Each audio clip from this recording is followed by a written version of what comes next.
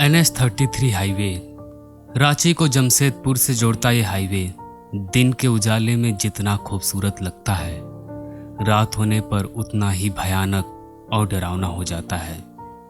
इस हाईवे को भारत का सबसे जानलेवा हाईवे में से एक कहा जाता है।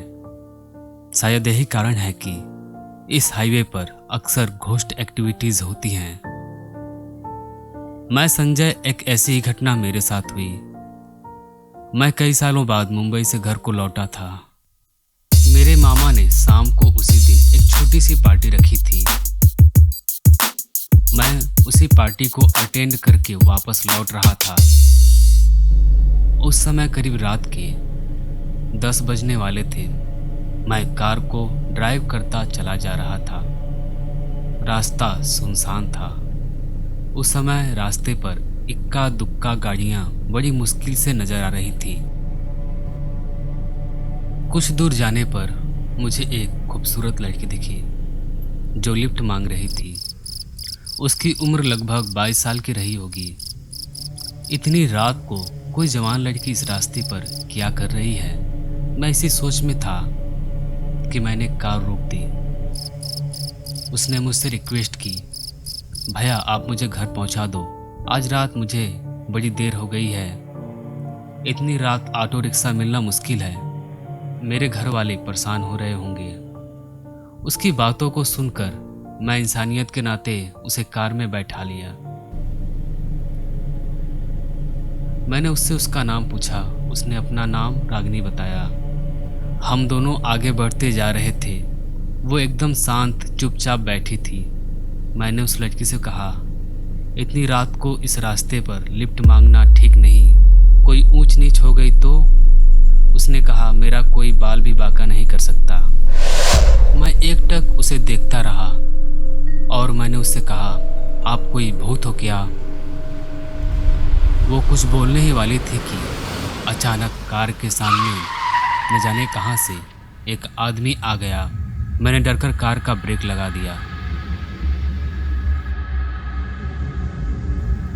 मैं गुस्से से कार से बाहर निकला और उस आदमी से बोला, अबे तू पागल है क्या? तुझे मरने के लिए मेरी ही कार मिली थी। उसने गर्दन ऊपर किया और बोला, मैं मरने नहीं मारने आया हूं। उसने कुल्हाड़ी ली। मैं उसका चेहरा देखकर बुरी तरह डर गया। उसने मुझे धक्का दे दिया और उस लड़की की तरफ बढ़ा। वो लड़की चीखने लगी। उसने लड़की को घसीटते हुए कार से बाहर। वो लड़की चीखती रही पर उस आदमी को जरा भी दया ना आई। उसने कुल्हाड़ी से उसे टुकड़े टुकड़े कर दिया। यह सब देखकर मैं बुरी तरह डर गया। मैं वहाँ से भागते भागते कुछ दूर पहुँचा। वहाँ मुझे एक पुलिस वाला दिखा। मैं उस पुलिस वाले के पास पहुंचा और हाँफते हाँफते कहा, सर मेरे साथ एक लड़की थी जिसे किसी ने कुल्हाड़ी से टुकड़े टुकड़े कर दिया और उसे बेरहमी से मार डाला।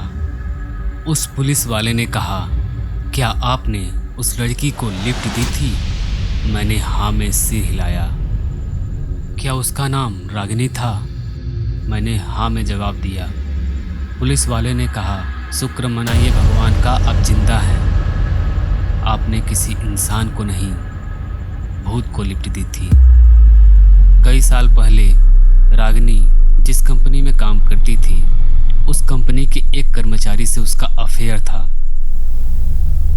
जब ये बात रागिनी के पति को पता चली तो उसने आत्महत्या कर ली। अगली रात जब रागिनी काम से लौट रही थी तो उसके पति की आत्मा ने उसे वहीं पर जान से मारा था जहां आज तुम्हारे सामने मारा है।